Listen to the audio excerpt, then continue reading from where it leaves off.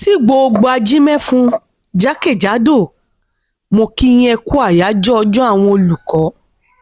Bíṣẹ́ àánú niṣẹ́ ajímẹ́fun jẹ́, iṣẹ́ atóríṣe sì ni pẹ̀lú. Iṣẹ́ àwọn ọ̀jọ̀gbọ́n, iṣẹ́ olùkọ́ kúkú wù mí yéye. Olórí kíkú kì í ṣe bẹ́ẹ̀, ọlọ́pọlọ pípé ní í ṣiṣẹ́ olùkọ́. Iṣẹ́ ajímẹ́fun, gbogbo ọmọ pátápátá ló dọlọ́pọlọ pípé nípasẹ̀ olùkọ́. Iṣẹ́ olùkọ́, iṣẹ́ àṣelà, iṣẹ́ ìdùnnú ló kúkú jẹ́. Táwa lẹni náà tí í fẹnu ṣáátá iṣẹ́ olùkọ́ gan-an, á jẹ́ asínwín ńlẹ̀ onítọ̀hún.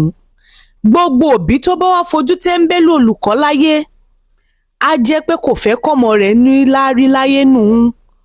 Òbí tó bá rólùkọ́ fín yóò dọmọ rẹ̀ kọ́ ní kọ̀rọ̀ yàrá. Gbogbo ajímẹ́fun pátápátá ẹ kú kó lè dáa.